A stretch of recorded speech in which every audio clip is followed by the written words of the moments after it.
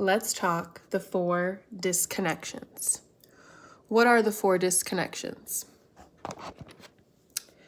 The 4 disconnections are the big buckets and ways that colonial forces have oppressed and hurt and assimilated people throughout centuries of existing. So, the 4 disconnections are, in no particular order, but we can begin to think about the ways that we are strategically disconnected from these entities and other kin and relational dynamics. Disconnection 1, from our bodies. We've been taught that the only thing that matters is our minds, the rationality, the logic. How counterintuitive and ironic also is it that there is nothing logical about the colonizers' ways of being. It is all actually anti-evolutionary in nature because it's harmful to itself.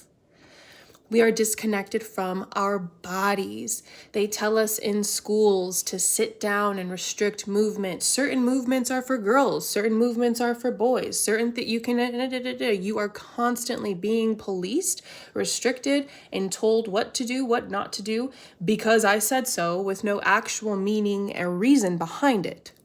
We are disconnected from our bodies. The colonial schooling in general is a huge vehicle for this conditioning, for all the 4 disconnections, which is why I focus on colonial schooling, because I see it is the root of where we begin to these beliefs begin to implant in our mind, body, soul connection is in school. And then it's reinforced, equally maybe definitely because of our families and the connection, the depth of connection that is there that we have with our families. So we're disconnected from our bodies. We are not taught that our intuitive sense and our knowing and the gut feeling that we have is not reliable, is not to be trusted in many cases. We've been colonized to disconnect from our bodies as normal. Huge air quotes here, huge. That is what's been painted for us as normal, is to suppress your feelings. And that's why we have such an awareness now in our culture today of burnout, because this is the literal embodiment manifestation of I cannot do it anymore. I am showing you every single signal I can possible to get you, human consciousness, to listen to what you actually need and desire. We are so disconnected from our bodies. There's more there. That's disconnection 1. We are also, another disconnection is we are disconnected from each other. We have been sold and imprinted and beat in my case, the beliefs that we are alone and that it's all about competition and individualism this, and what are you going to do about that? And you have to meet the marker points at the flags we put out for you guys, and if you don't, there's something wrong with you. Why aren't you assimilating to our predetermined linear pathway where you follow the steps, you go from A, B, C to E? Wrong. Humans aren't machines. We are each unique individual. Yes, but in a deeper, more sacred way and beingness. We have our own ways of experiencing the world, our gifts that we're here to share with the world. And that is what should be centered and cherished. Let me get back to the point. Disconnected to each other. So we've been sold, and we've seen in our childhoods, our parents' dynamics, our family dynamics. We carry in ourselves the lineages and patternings of every human being that's come before us. Sit with the monumental totality of that lives in your body right now. You have the honor and privilege to carry your line forward. Wow, what wisdom lives right here. What medicine lives right here that we've been taught to ignore, that it has been suppressed. What medicine lives right here that you are suppressing in yourself. And that now is the healing work to unravel that suppression, that self-suppression that we've been taught, that our internal colonizer continues to do to us, onto ourselves. Because the conditioning and the indoctrination machine worked great. They had us in there 12 years, plus college, plus master's degree, plus doctorate. We're opting in for it at this point. Please assimilate my mind.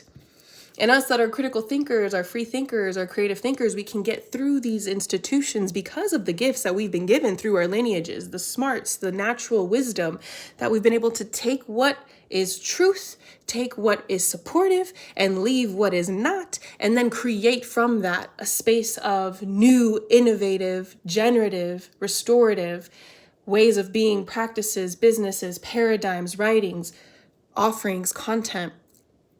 The pathway of the creative entrepreneur. They've disconnected us from each other. And so we don't know how to collaborate. We don't know how to navigate conflict. We don't know how to look someone in the eye and say, I messed up. I'm so sorry. Can we try to repair?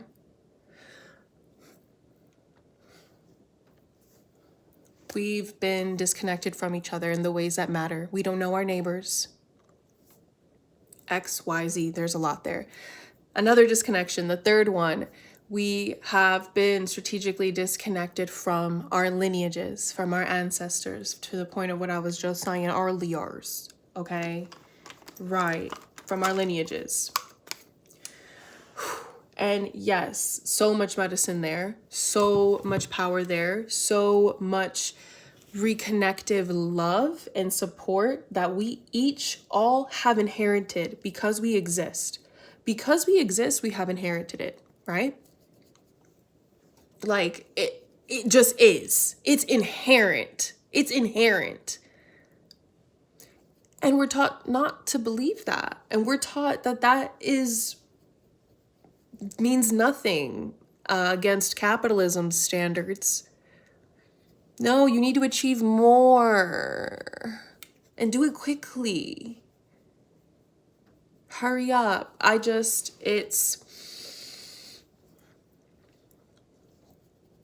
awful. So our lineages, the disconnection from our lineages, the heavy assimilation that happens in elementary schools, middle schools, high schools, colleges, and on, even in the workplace, corporate America, the way that the United States people here, Americans, have been trained. And I use that word specifically because they have trained the mind, body, soul, spirit to conduct itself in a way that is atrociously colonial.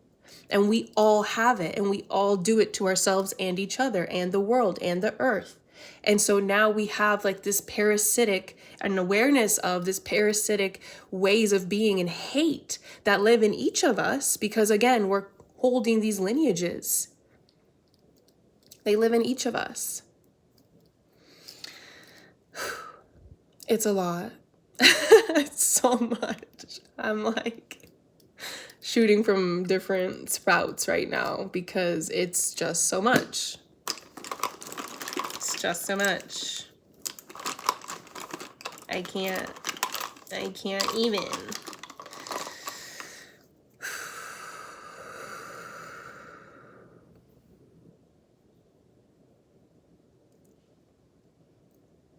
We've been intentionally, by the colonial machine, disconnected from Mother Earth, from the lands that hold us, from acknowledging our nature kin with respect and tending to the land, being in relationship with the land in ways that are restoring the inherent generative nature of nature.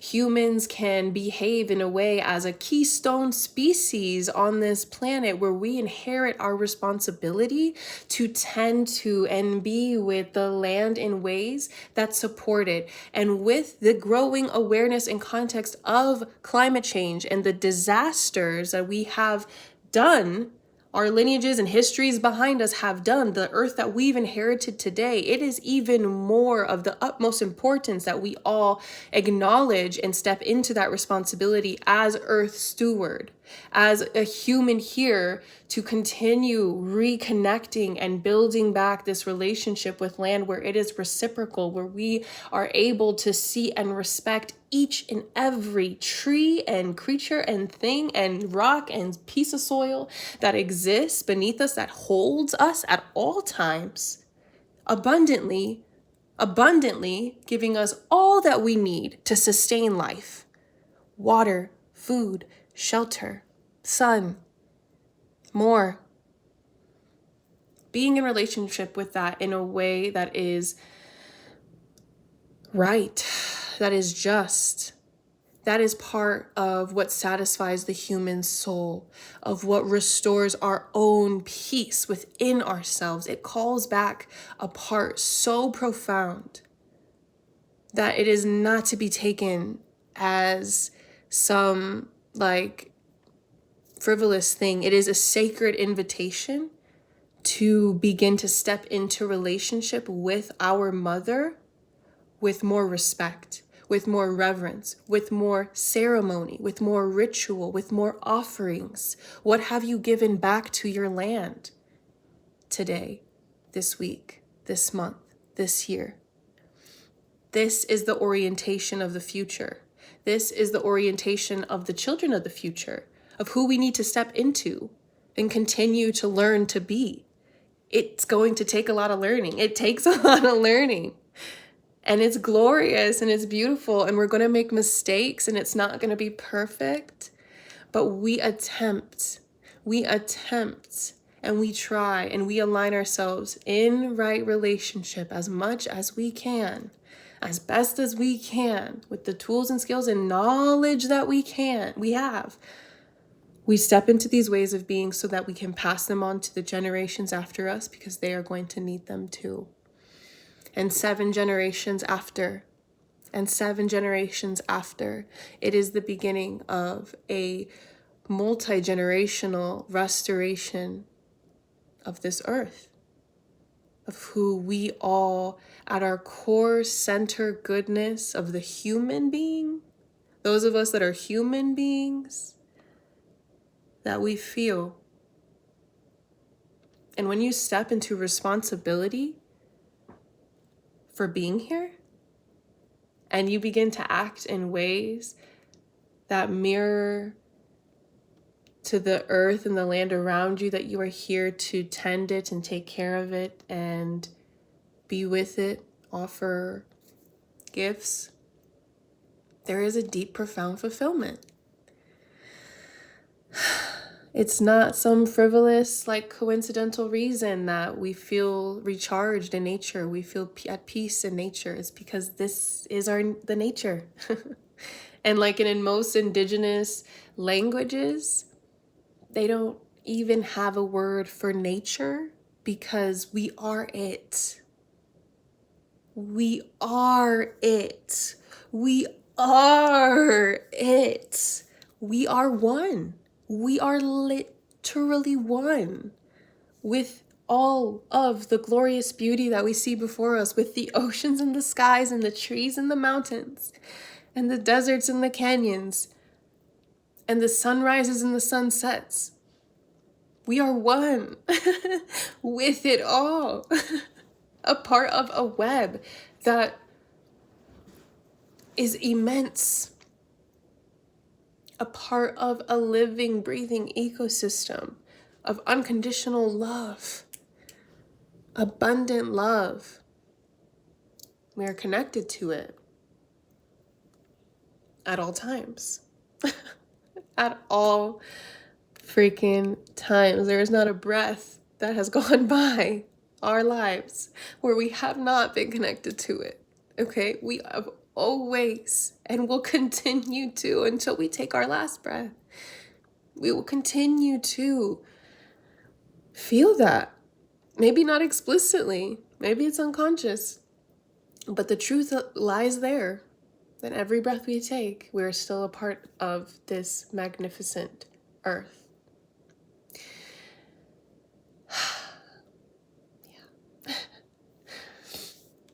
And this is why these aspects that I've brought up in the 4 disconnections, this is why the colonizer wanted to disconnect. This is why colonial ways of being and thought disconnect us from these huge aspects of life that we get to experience.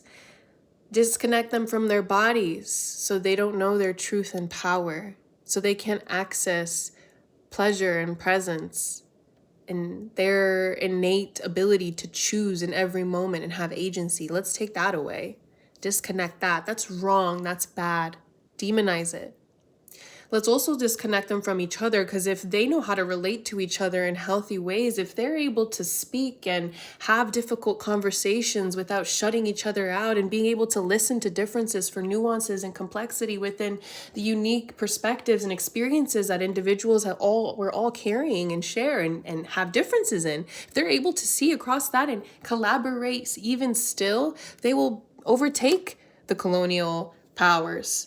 We need to disconnect them from that. Cut that. That's not normal. Individualism. No. Have them to compete. Everything's a competition. And we'll throw money in there so that their ego gets inflated, and then they get their desires confused with what they actually desire and then they're disconnected from their body, so they're not gonna know what they actually desire. They think they want money, but they deep down, real, like all of us, want happiness and fulfillment, but we don't want them to know that. So disconnect them from their body, disconnect them from each other. Oh, yes, let's make sure we cover every base. So let's also disconnect them from their lineage. We don't want them to know where they came from, or that they are holding in their body a historic register and bookkeeping of a lineage of power and struggle and resilience and strength and trauma and pain. And we don't want them to associate that with what they're feeling today, because then they might be more a coherent person. They might be connected to their ancestral powers. And that is a huge danger to everything we have going on here in this colonial way of being and thinking. So disconnect them from their lineage. Oh, can't forget the last one. Yeah, the 4th huge disconnection. Let's disconnect them from, I don't know, the rock we're on. Let's disconnect them from everything that's around us. Let's create cement, plain, gray buildings. And let's build them so high you can't see the sky. Let's put lights everywhere so there's pollution and you can't see the stars at night. Let's keep them in these jail-like environments that will mirror their schools, that will mirror actual jail, that will mirror their cubicles at the work office, and then that will mirror the places they live, because it's all been normalized to be disconnected from the rock that we're all on, disconnected from the mother. If they were connected to the mother and felt the respect and reverence that we are to be in right relation with all that exists on this planet, then they might actually respect women.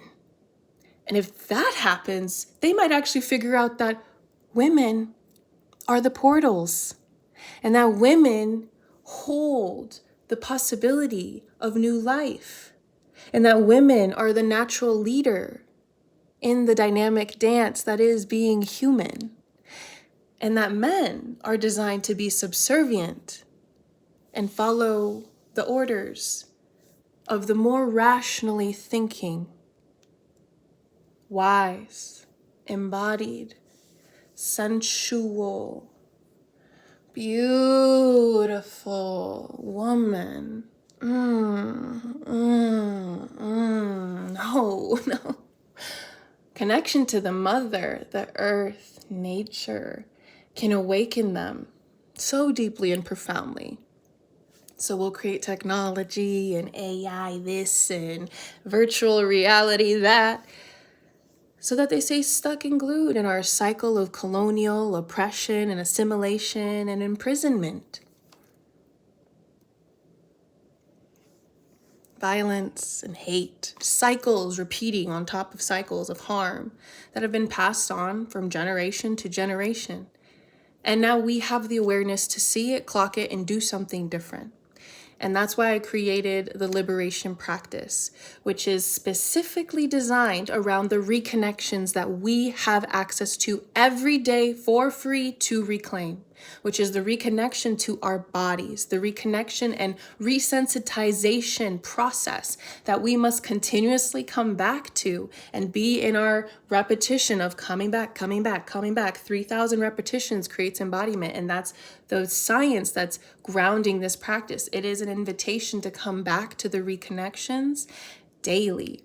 The reconnection to our body, the reconnection to each other, the reconnection to our lineage and ancestors, and the reconnection to Mother Earth, the sacred lands that we get to inhabit every day.